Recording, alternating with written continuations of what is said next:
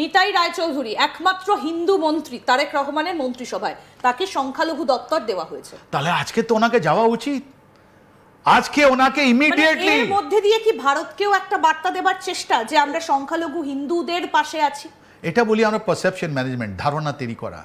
এই অ্যাকশন আপনি দিয়েছেন, একজন লোককে সংখ্যালঘু আপনি মন্ত্রী বানিয়েছেন, ওই সংখ্যালঘু ম্যান আজকে প্রাইম মিনিস্টার তারেক রহমানের কাছে গিয়ে বলবেন কি আমাকে রিলিজ করো, রিলিজ করো, আমার প্রথম জিনিস আছে রিলিজ করো। আমার তো ইলেকশন হয়ে গেছে, আর তো ইলেকশন অনেক দূরে আছে, দেখা যাবে কি হচ্ছে কি হচ্ছে না। আজকে দিনে উনি যদি ট্রু টু দ্য ওয়ার্থ, উনি যদি সত্যিকারে আপনি হিন্দু থাকেন, নালে শুধু হিন্দু নাম দিয়ে ভেতরে উনি যদি ইসলাম কবুল করে না, আমি জানি না। তার মানে আপনি বলছেন যে ডিপ স্টেট থিওরি এখনো পর্যন্ত ফেল হয়নি বাংলাদেশে? Yes, threat is there. এই থ্রেটটা তো আছে, বর্ডারের থ্রেটটা আছে।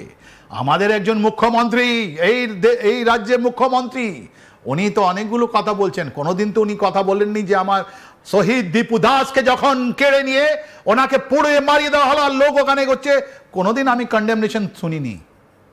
তা ডিপ স্টেট ওইদিকেও আছে, এইদিকেও আছে, আমাদের দিকেও আছে, আর এই কাটা তারে দুদিকে আছে। ইন্ডিয়া গভর্নমেন্ট বুঝতে পেরেছে, আর ইন্ডিয়া গভর্নমেন্ট অ্যাকশন নেওয়া উচিত, বিকজ এটা নতুন ভারত।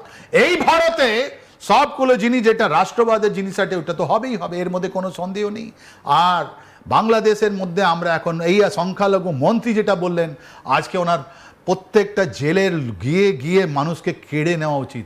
সিমিলারলি আপনার প্রাইম মিনিস্টার তারেক রহমানকে জেলে গিয়ে এই যে যতগুলো আর্মি অফিসারকে নিয়ে অ্যারেস্ট করেছিলেন, জেনারেল ওয়াকুরুজ্জামান, ওকে বের করা, আর যতগুলো লোক যারা আমাদের মিরপুর ক্যান্ট বা অন্য লোক অন্য জায়গায় গ্রেফতার আছেন ওদেরকে বের করা, এটা প্রথম কাজ যে ডিফেন্স মিনিস্টার।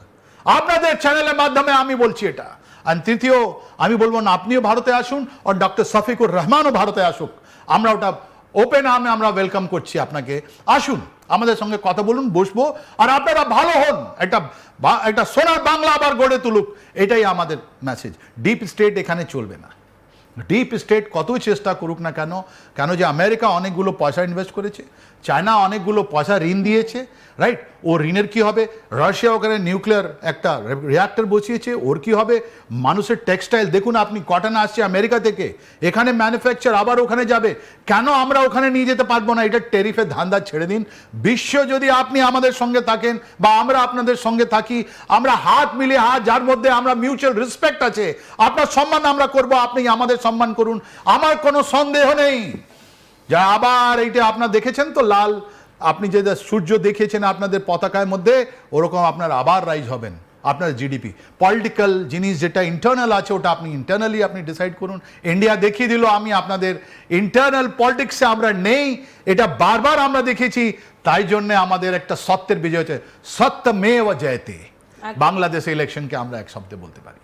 একদম অত্যন্ত তাৎপর্যপূর্ণ আজকের এই আলোচনা, এবং তার থেকেও তাৎপর্যপূর্ণ বিষয় হচ্ছে যে বিক্রম মিস্ত্রির সঙ্গে শফিকুর রহমানের আজকের এই বৈঠক, এটা কতটা তাৎপর্যপূর্ণ। তাহলে কি এবার সমীকরণটা বদলাচ্ছে? কোথাও গিয়ে জামাতের প্রধান তিনি কি বুঝতে পারছেন যে ভারতকে এখন সব থেকে বেশি জরুরি? কারণ এই যে বৈঠক এবং এই বৈঠকের চিত্র, এটাও কিন্তু অত্যন্ত গুরুত্বপূর্ণ বিষয় যে জামাতের প্রধানের সঙ্গে বৈঠক ভারতের বিদেশ সচিবের। কোন জামাতের সঙ্গে? যে জামাত এতদিন ধরে ভারতকে বারবার করে হুমকি দিয়েছে, ভারত টুকরো করে দেবার হুমকি দিয়েছে, কলকাতা দখলের হুমকি দিয়েছে। তাহলে তারা এবার সুরসুর করে কেন ভারতের পায়ের কাছে এসে আশ্রয় নিতে চাইছে? এর পেছনে কি কারণ রয়েছে সেটাও কিন্তু ভবিষ্যতে দেখার। এবং একই সঙ্গে ডিপ স্টেট থিওরি বাংলাদেশে খাটলো কি খাটলো না, কেন ভারতকে তারা আটকাতে পারলো না, এটাও কিন্তু এই মুহূর্তে দাঁড়িয়ে ভাবার সব থেকে বিষয়। তাহলে কি জামাত শাস্তির মুখে পড়তে চলেছে ভারত সেনার? সেই কারণেই কি তার এই ভোল বদল? ডক্টর শফিকুর রহমান যেটা পার্সোনালিটি যেটা এসছে, উনি একটা ডক্টর, উনি কোনো একটা, আমি বলছি আপনাকে, বারবার বলছি আপনাকে, কে উনি একটা কোনো মাদ্রাসা ট্রেন্ড লোক নয়, উনি কোনো দারুল উলুমে যাননি, ইনি মেডিকেল ডক্টর। এনার মাননীয় স্ত্রী যিনি আছেন উনিও একটা ডক্টর, এনার দুজন মেয়ে, সম্মানিত মেয়ে, ওরাও ডক্টর, ওরা তো কোনো মাদ্রাসা থেকে বেরোয়নি। এনার একটা ছেলে ওই ডক্টর, তাহলে এটা ডক্টরের পরিবার। এনার একটা সিলহাটে মেডিকেল কলেজ আছে যে বিগত 20 বছর থেকে বেশি চলছে, ওটা কোনোদিন প্রবলেম হয়নি। ইনি একজন পার্সোনালিটি। যখন আপনি যখন মুখোশটা খুলে ফেলেন, ওই মুখোশটা খোলার পর আমরা দেখছি একটা শফিকুর রহমান এই ইলেকশনের পর আর এই ইলেকশনের টাইমে একটা ডিফারেন্ট শফিকুর রহমানকে আমরা দেখছি।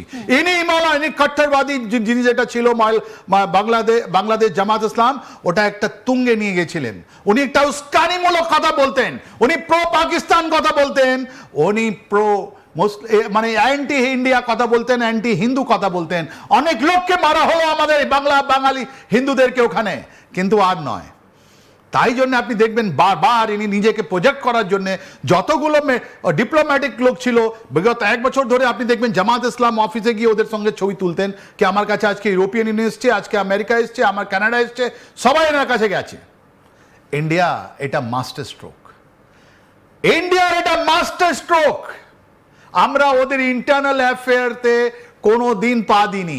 এরা অনেক চেষ্টা করেছিল আমাদের বাঙালি ভাই বোনকে মেরে, আমাদের বাঙালি মা বোনকে, এরা বারবার চাইছিল যে আমরা এই উস্কানিমূলক কার্য নিয়ে এই ইউনুস যার হাতে রক্ত লেগে আছে আমরা আর্মি অ্যাকশন করি, তারপরে আবার একটা উত্তপ্ত করি। কিন্তু ইন্ডিয়া একটা ব্যালেন্সড পোস্টার মেনটেন করে চলছিল, সবার উপরে একটা পাখির চোখ রেখেছিল।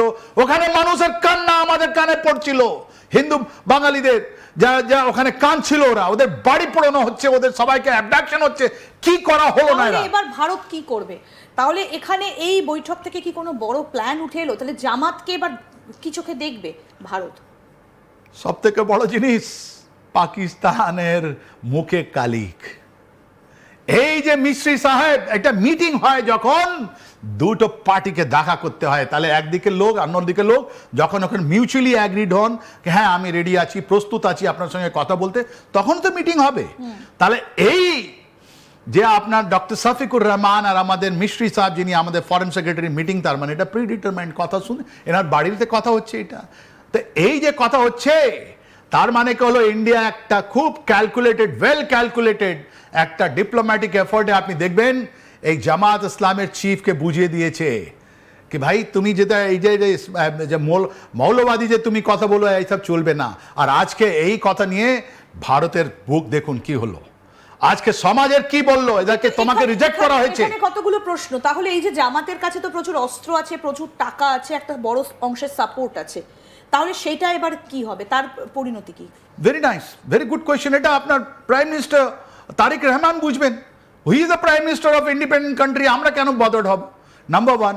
আর এই মিটিং এর মধ্যে ইন্ডিয়া কত ভালোভাবে পাকিস্তানকে জবাব দিল যে তোমাদের আগে তেহরিকে তালিবান পাকিস্তান যেটা ছিল হানিফি, আফগানিস্তান থেকে ওদের ডিফেন্স মিনিস্টার আমাদের এক্সটার্নাল অ্যাফেয়ার মিনিস্টার আমাদের মাটিতে এসেছিল, ওরা বাংলাদেশেও গিয়েছিল, ওরা হানিফি ক্লাস, দেওবন্দি ক্লাস, ওরা আমাদের সঙ্গে আমাদের সাপোর্ট করলো। তারপর এটা সেকেন্ড দেখুন, জামাত বাংলাদেশ আজকে ইন্ডিয়াকে সাপোর্ট করলো।